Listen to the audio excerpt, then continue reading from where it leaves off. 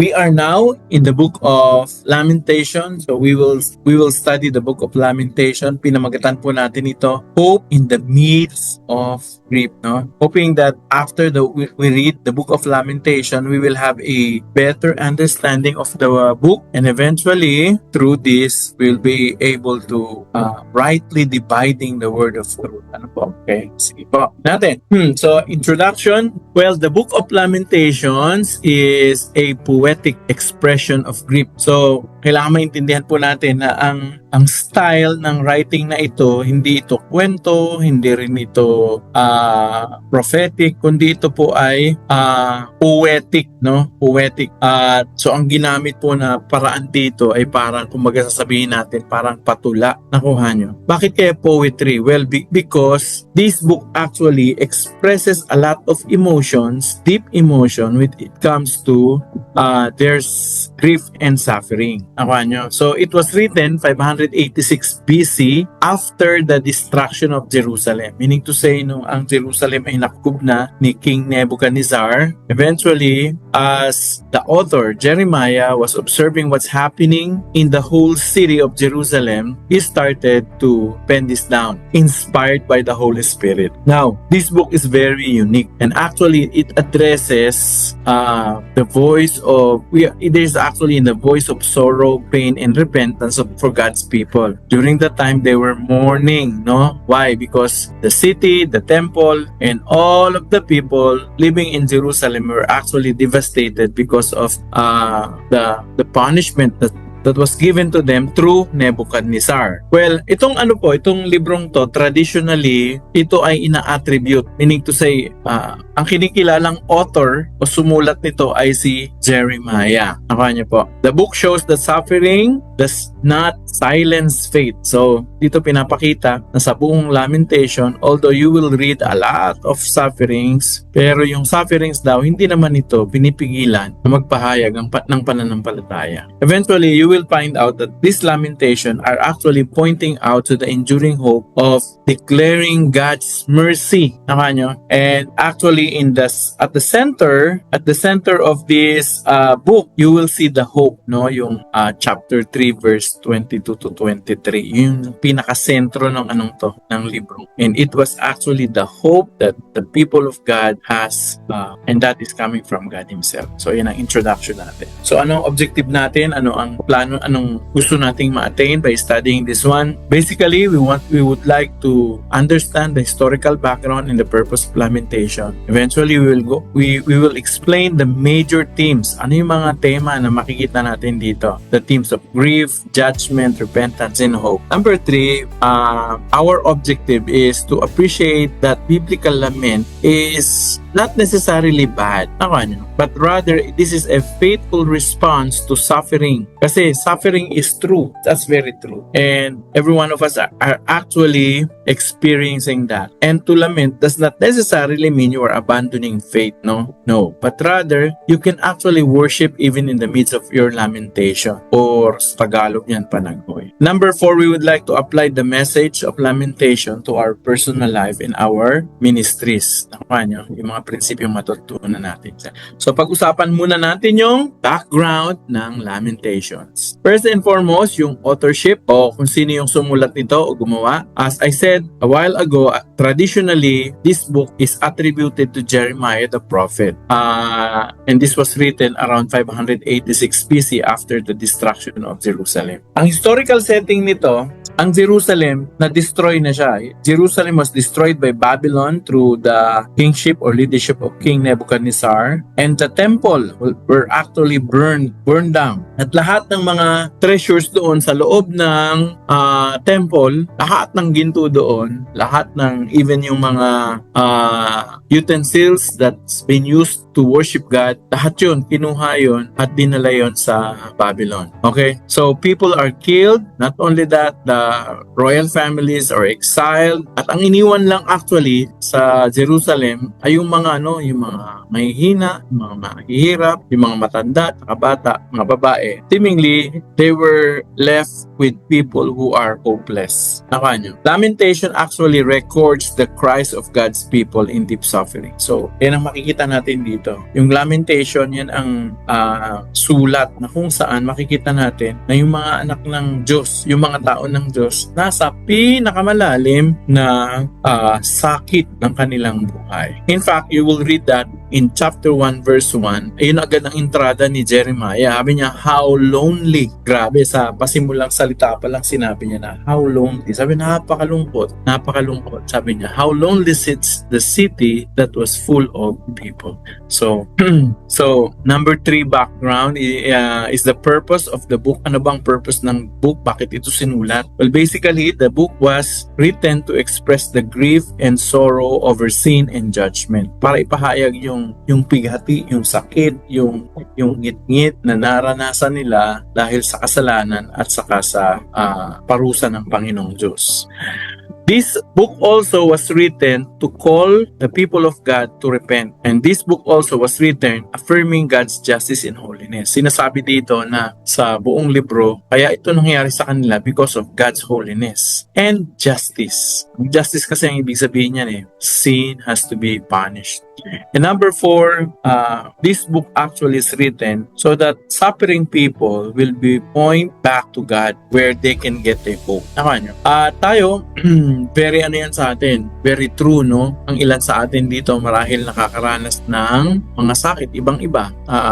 Pasakit dahil nawala ng mahal sa buhay. Maari ang nararanasan yung pasakit ay dahil na bankrupt ang inyong negosyo, natanggal kayo sa trabaho, at baon kayong sa utang, pwedeng ganun. O kaya pasakit dahil paranas kayo ng matinding pagsubok. Tama nyo? This book actually is very helpful because eventually when you read the book, if you're in the midst of grief, you will be able to identify with the author. And at the same time, you will see that there is hope. Okay? So tingnan natin ang structure. Basically, ang Book of Lamentations, 5 chapters lang ito. Tama nyo? Ang advice ko sa inyo, basahin nyo. Madali lang siyang basahin. 5 chapters lang siya So, yeah. I would like to encourage every one of you to read. Sa isang upuan, kaya nyong kaya nyong matapos. So chapter 1, pinapakita rito that the city of Jerusalem were actually in grief and in shame. Nakuha nyo. Chapter 2, you will see the reason why they were in grief and shame.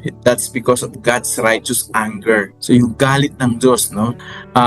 Chapter 3, you will see the personal suffering. And in the middle of the chapter, yung verse 22 to 23, you will see actually the hope in God's mercy. The hope that we can get actually from God. Chapter 4, again, consequences of sin.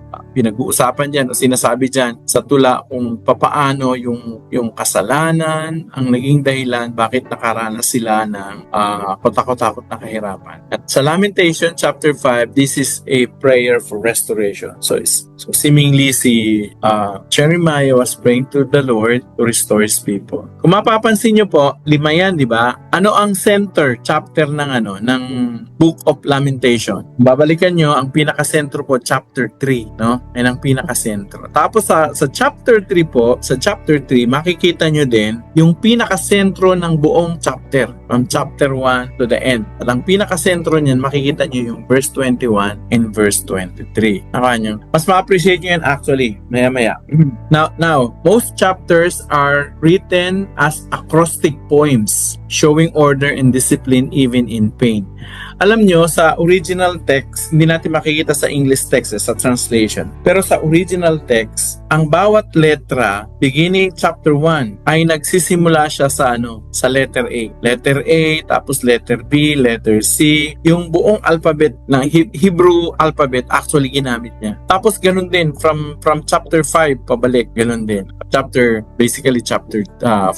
So, ganun yung pagkakaano niya, maayos na maayos, hanggang sa itinuturo ngayon chapter 3, verse 22 to 23. Now, I want you to, bago tayo pumunta sa major themes, I want to share to you this, the book itself, no? Ayan. Para lang, may konting appreciation tayo. Okay, kita niyo po ba yung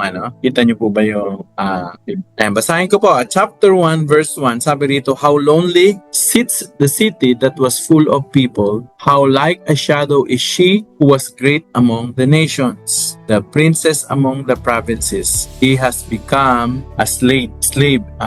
Nyo, dito pa lang nag-start si Jeremiah sa kalungkutan. Sabi rito, she weeps bitterly. Of course, she was speaking about the people in Jerusalem. She weeps bitterly in the night. Her tears are on her cheeks among all her lovers. She has none to comfort her. All her friends have dealt treacherously with her. They have become their enemies. Makikita niyan, puro ano yan, pagsasalarawan ng affliction na dinanas ng Jerusalem. Now, let's go to chapter 2. The chapter 2, we will see here God's anger illustrated actually in here for the whole Israel. How the Lord has covered the daughter of Zion with a cloud of his anger. He cast down from heaven to the earth the beauty of Israel and did not remember his footstool in the day of his anger. So you will notice now yung anger ni God is being highlighted because this was actually the reason why they were given to slavery. So puro ano yan, kahirapan yan, mababasa nyo dito. Okay, now let's go to chapter 3. Chapter 3, okay.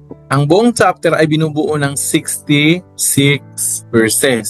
Nakuha nyo? Ayan. Beginning dito, makikita nyo, itong mga panimula ng salita niya, kung babasahin daw natin sa Hebrew text, nagsisimula yan sa letter A. Letter A, letter A, letter B, letter B. Now, I want to point out to you yung pinaka-sentro. This is the center verse of the book. Ayan. Beginning verse 22 o verse 21, kasama na natin yung verse 20. Ayan. Dito, nagsisimula na sentro, no? Nakasentro talaga yung pinaka-mensahe ng buong libro. Let me read it to you. Sabi ni Jeremiah, my soul still remembers. In the midst of sufferings and grief, sabi niya, my soul still remembers and sinks within me. This I recall to my mind, therefore I have hope in the Lord. So you will see, may hope daw siya kay Lord. Verse 22, though the Lord's mercies through the Lord's mercies we are not consumed, because his compassion fail not. They are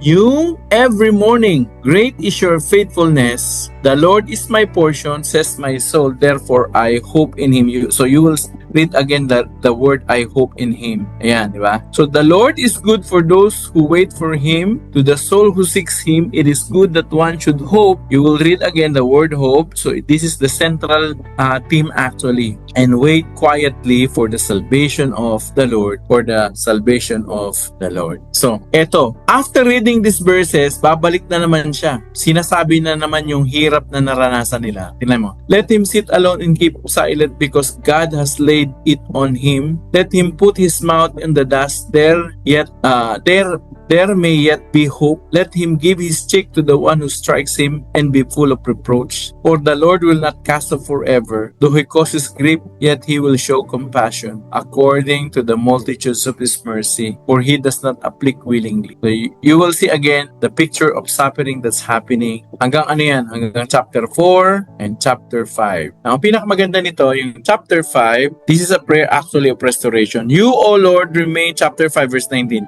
You, O Lord, remain forever, your throne from generation to generation. Why do you forget us forever and forsake us for so long a time? Turn us back to you, O Lord, and we will be restored. Renew our days as of old, unless you have utterly rejected us and are very angry with us. Okay, anong point ko po? Ang point ko po ito, from chapter 1, chapter 2, ang mababasa nyo puro hirap, grief. Naka. Ganon din po sa chapter 5, chapter 5 and chapter 4. Pero pagdating sa chapter 3, doon makikita nyo, hina-highlight yung hope that is in God. Hope that we can find in God. Okay, so, yan lang po. Sinabi ko lang sa inyo para mas ma-appreciate nyo. Actually, sa Hebrew text, ano yan eh, kitang-kita mo kasi maayos na paayos yung pagkakakamada, no, in Hebrew language and alphabets. So what are the themes of lamentation? Ano ba mga pinag-uusapan dito? Number 1 is this, the reality of suffering. Meaning to say, totoo, merong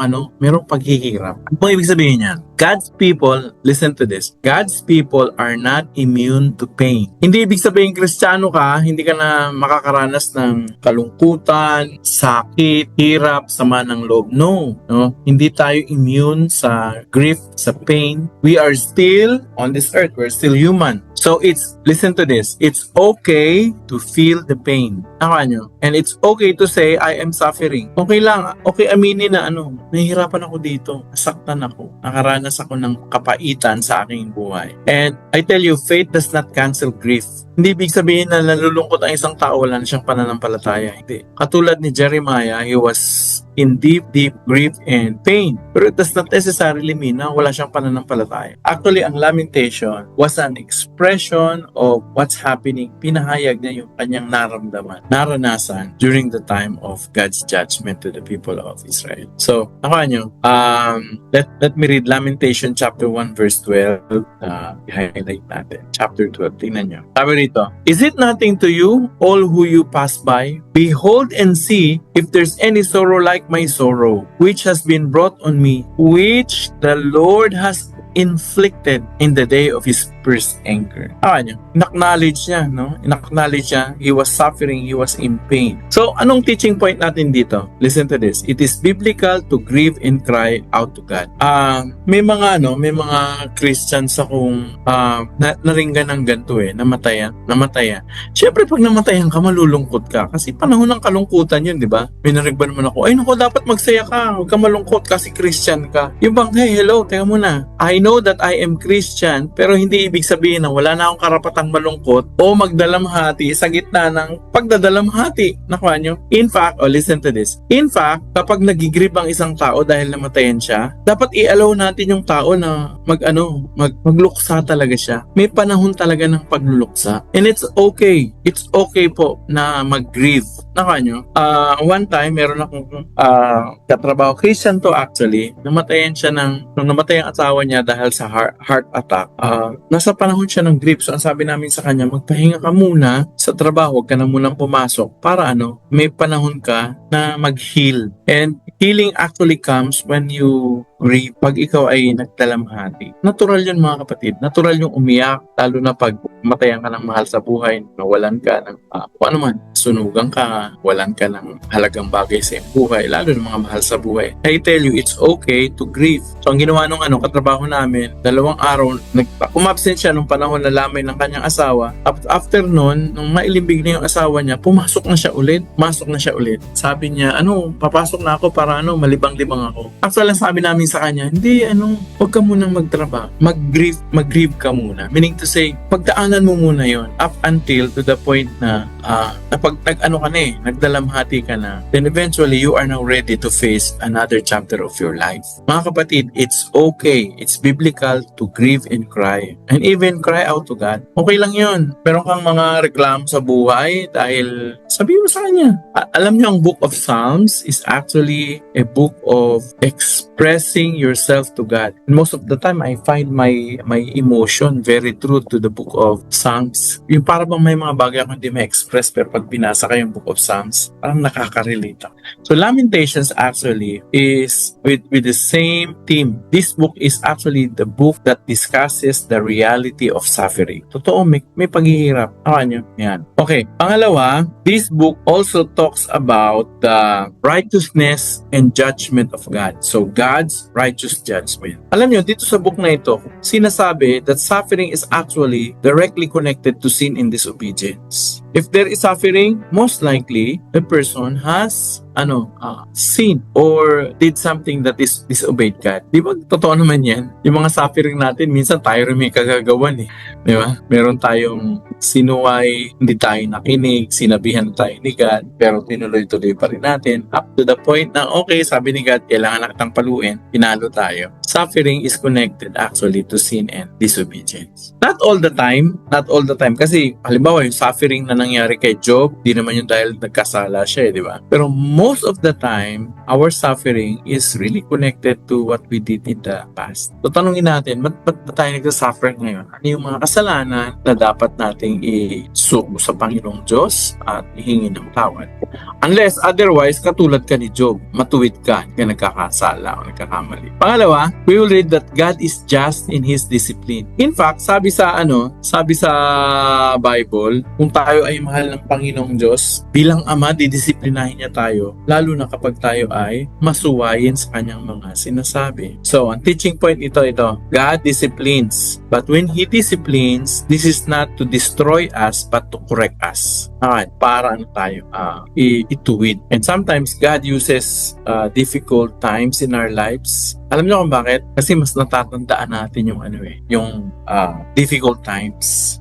Pag dinaanan natin yun at tumatak sa utak natin, hindi na natin babalikan. Let me give you a very short illustration. Dati po, pag bumababa ako from Antipolo going to Pasig, dinadaanan po namin Evergotesco dati. Evergotesco na ano na ngayon SM East. Dati po, Evergotesco yan. Diyan po ay pagpapasok kayo pagtapat nyo ng Evergotesco, nagiging parang 3 lane siya kasi yung inner lane ng Evergotesco dati ay ginagamit para magbaba ng mga pasahero. At one time, ako po ay pababa, napaka-traffic. Ngayon, alam ko na hindi ka pwedeng pumasok sa lane na yun kasi pag pumasok ka from Antipolo going to Pasig, pag pumasok ka doon, magiging salungat sa may tawag doon may term doon. Basta sumasalungat ka na sa Counterflow. Counterflow, tama. Counterflow. Ngayon, may nakita akong mga nagka-counterflow. Apat ko. Nakamotor lang din ako noon. So, sumunod ako. Pero alam ko lang sa isip ko, mali talaga yung gagawin ko. Kasi hindi talaga pwede mag-counterflow doon. Alam niyo nangyari? Sa dulo, nahuli kami ng pulis. Bigay ko yung lisensya ko. Tapos, tinikitan. Hindi ko alam na yung counterflow pala ay sobrang mahal. Sobrang laki ng penalty. Penalty during that time. This was maybe 10 years ago. 2,500 pesos. Sabi ko, ang sakit sa bulsa. Pero kailangan ko magbayad. Bayad ako, 2,500 pesos. Ang sakit talaga sa bulsa. Kasi during that time, parang isang linggo mo ng isang linggo mong trabaho yun. Sobra pa during those time, 10 years before dati. Pero alam nyo, dahil doon sa sobrang sakit na penalty na pinaranas sa akin, alam nyo, hindi na ako kailanman nag-counterflow. Kahit saan. Lalo na doon sa yun. Talagang hindi na. Kahit parang, nakita ko at one time, pinayagan yung mga motors, mga motorsiklo, pinayagan. Alam niyo ako, hindi ako nag-dare. Hindi ako nag-counterflow. Why? Kasi nga, tumatak na sa isip ko. Paano tumatak? Kasi nga, ang sakit laki nung binayaran. Alam niyo, minsan si God, He disciplines us, pinaparanas niya yung sakit, palo, in different ways. At alam niyo kung anong reason? Yun yung reason para tumatak sa utak natin. Pag tumatak sa utak natin, we will remember and we will not dare to do it again. Okay? Number 3, major themes of lamentation. Number 3, honest lament as worship. Wow! Yung lament pala, o yung panaghoy, yung lament? Yung sigaw mo, panaghoy mo dahil nahihirapan ka. That can actually be a gesture of worship because lament is prayer, not rebellion. Lament is a prayer. Kasi sabi mo na, Panginoon, sobrang nasaktan ako. Kaganto kami. So you will ask God to help you. And you know what? God welcomes an honest cry. Ang Diyos, wini-welcome niya yun. Yung totoong nahihirapan ka, umiiyak ka. In fact, sabi nga sa Bible sa King James Version, sa Book of Psalms, yung mga luha daw natin nilalagay niya sa botelya. Hanapin niyo yun sa Book of Psalms. So lamentations are actually a gesture of worship and God welcomes an honest cry. Ang teaching point dito ay ito. We can bring our pain honestly before God. And He is not surprised. He is not afraid to hear our honest pain. Kaya mga kapatid, it's okay to tell God your pain. So anong pain meron ka ngayon? Mga kapatid, anong pain meron ka? May pain ka ba dahil may nang iwan sa'yo? May pain ka ba dahil merong taong hindi naging tapat sa'yo? May pain ka ba dahil namatayan ka, nawalan ka ng mahal sa buhay, natanggalan ka ng trabaho, whatever. Alam nyo yung mga pain na yan, wini-welcome ni God yan, and He is very much ready to listen to every pain that we have. So wag nating itago, wag nating pagtakpan, sabihin natin sa Panginoon kung ano yung mga nararamdaman natin. Now, number 4, hope in the faithfulness of God. The turning point of the book actually is chapter 3 verse 22 to 23. Sinabi ko na sa inyo. Sabi niya, because of the Lord's great love, we are not consumed, for His compassion never fail. They are new every morning. Dito galing yung yung kantang, they are new every morning, new every morning. Great is your faithfulness. There is hope actually, even in the midst of grief and pain, we can have hope. Why? Because God is faithful. Alam mo yun, yung nagkamali ka na't lahat-lahat, papaluin ka ng Panginoon, bibigyan ka niya ng disiplina, pero I tell you, ibabalik ka niyang muli sa Kanya. That's God's faithfulness. Papaluin ka niya, parurusahan ka niya, bibigyan ka niya ng leksyon, pero siya rin magpapagaling sa'yo, siya rin ang mag-aayos sa'yo, siya rin ang magbabalik sa'yo. Kaya okay lang yung dumaan sa mga disciplines. For the meantime, discipline is not good. Lalo na kung kasalukuyan kang dumadaan ngayon, hindi mo pa naiintindihan yan eh. Iyak-iyak ka, bakit yan to? Bakit yan? Ngunguy-nguy nga. Pero eventually, after a month or a year, 5 years, if you're going to look back, sasabihin mo, mabuti na lang pinadaan ako ni Lord. So, hope is found not in circumstances, but in God's character. Kadalasan kasi, parang humuhugot tayo ng lakas kapag may pera tayo, di ba? Meron tayong savings, maganda sweldo natin, may pera tayo. Pero alam nyo, ang totoong pag-asa ay hindi doon sa mga bagay na. Totoong pag-asa ay mapapanaligan mula sa katangian lamang ng Panginoon sa character. Okay? Then, number 5, major theme number 5 of Lamentations, prayer for restoration. The book ends actually in chapter 5 verse 21. Jeremiah was pleading. Ano ibig sabihin nun? Humihingi siya he was actually asking God personally for renewal. Ang sabi rito, restore us to yourself, O Lord, that we may return. Yun yung prayer ni Jeremiah. Anong teaching point natin dito? Well, God's discipline always invites repentance and restoration. Itong kakaiba sa sa Panginoong Diyos. Ang Panginoong Diyos, kapag nagpadala siya ng palo, ng disiplina, ng pasakit, para himukin tayo na hanapin siya muli, pagsisihan at talikdan ng mga kasalanan, at magpaayos tayo sa Diyos. Ganyan ang Panginoong Diyos.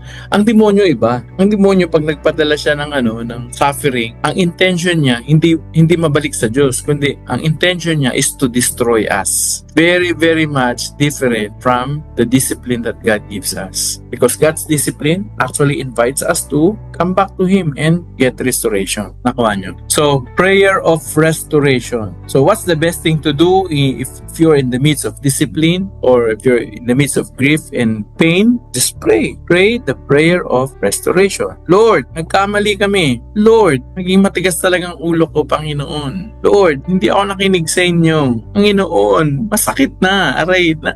Tama na po. Tapusin niyo na po ito. Alisin niyo na po ito. Then come back to God, repent from your sin, and receive restoration. Alam niyo, ang Panginoong Diyos is always on the side to restore us. Nakuha niyo? Yeah. So, prayer of restoration. That is one of the themes of the book of Lamentation. Now, there are things that I need you to know about Lamentation. So, these are something that you and I need to know about the book of Lamentation. Bilisan lang natin Number 1, yung word na lamentation, ang literal meaning niyan is crying. Nakuha niyo? To lament. So, yung libro, pinamagatan talaga siya na lament. No? In Hebrew book, it is called Ekha. Ekha. Ang literal meaning ng Ekha ay, papaano Lord? Parang, how? Papaano po ba? The first word of the book in Lamentation chapter 1 verse 1. So, Ekha. Pero in Greek word, pinangalanan siyang Lamentations. Lamentation which literally mean weeping or mourning or crying. So, ito ay libro ng pag-iyak. Kaya nga sa Tagalog, tinawag natin siyang panaghoy. Alam niyo yung panaghoy? Yung panaghoy parang ganito yan, yung madaling araw, tapos may isang tao na nakakaranas ng sakit. Yung sakit na hindi niya kayang i-bear, tapos sumisigaw siya. Aray ko po, parang ganun. Something like that. That is a lamentation. O kaya yung iyak na malalim, nakaranas na ba kayong ganun? Yung iyak na sobrang lalim na hindi mo ma-express sa word, na-express mo lang sa pamamagitan ng ungol. Tawag doon lamentations. Okay? Crying.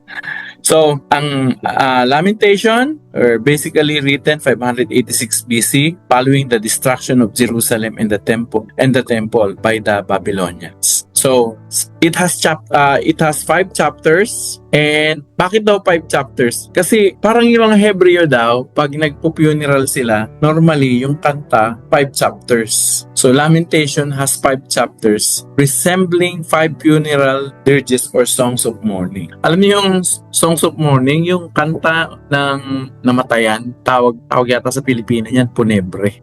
Parang ganun. So yung 5 chapters, it resembles a funeral songs or mourning. Well, basically the book is a book of poetry. So most of Lamentation is written in Hebrew poetry, not narrative or prophecy. So may mga bagay ka dyan na minsan parang hindi mo maintindihan. Kasi nga poetry. Ano yun sa poetry kasi may mga expressions na may mga deep meaning yung words. So you cannot take this literally na kanya. Pero mararamdaman mo yung sulat na merong malalim na damdamin. Okay? So ito yung sinasabi ko sa inyo kanina. So it uses alphabet acrostic pattern. In chapter 1 and 2, chapter 4 uses 22 verses following a Hebrew alphabet. So alam niyo ang Hebrew alphabet ang nagsisimula yan sa letter A, Aleph. So lahat Aleph nagsisimula. Tapos yung last letter ay Omega. So nagsisimula lahat yun sa Omega. Yung bawat verses ng yung chapter and verses nagsisimula siya in very alphabetical order. Pag binasa nyo sa Hebrew, sa translation ngayon hindi natin makikita. Kaya hindi mo masyadong ma-appreciate. Pero sa Hebrew text, you are going to appreciate that. Ang chapter 3, merong 63 verses. At per verses, 3 verses per Hebrew letter. Sa bawat verse, nagsisimula sa bawat letter ng Hebrew alphabet. Sa chapter 5 has only 22 verses but does not follow the acrostic pattern.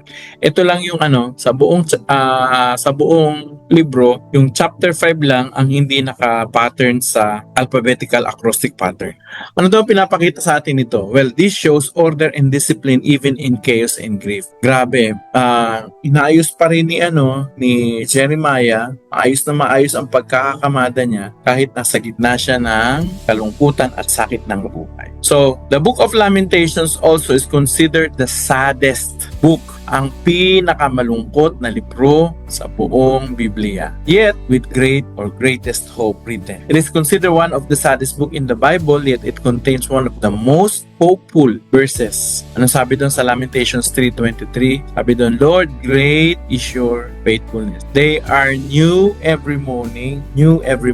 Great is your faithfulness. Kahit napakalungkot ng librong ito dahil nga sa sobrang sakit at hirap na kanilang naranasan, ito rin naman ang libro na may verses na kung saan pinakadakila ng pagpapahayag ng pag-asa. So dito, you will also see in Lamentation, God speaks very little unlike prophetic books. Sa prophetic books kasi, si God talaga nagsasalita. God hardly speaks in Lamentation. So dito, halos walang konti lang. The book is mainly people speaking to God, not God speaking to people. So you will notice in here, tao, kinakausap niya ang Diyos. Sinasabi niya lahat ng kanyang frustrations, lahat ng kanyang grief, lahat ng kanyang pain, lahat ng kanyang negative emotions actually. And you know what? God allows that. He is very much ready to listen to our emotions. Now, the center of the book actually is hope. Yun nga, kanina sinabi ko, Lamentation chapter 3. The message of hope is placed at the center. Sentrong-sentro talaga yun, yung librong yun. Showing that hope is actually the central even in suffering. Okay? Now, ang Book of Lamentation is being read during Jewish mourning kapag sila ay nagdadalamhati. So, Lamentation is read during the Tisha B'Av, a Jewish day of mourning for the destruction of the temple.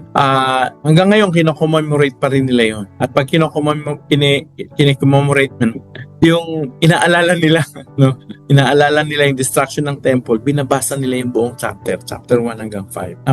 So it ends also with a clear resolution. The book ends with a question, not an answer, and this reflects real life suffering. Sometimes pain lingers, but faith remains. Diba? Yung sakit talagang medyo matagal yan nananatili. However, ang pananampalataya hindi naman nawawala.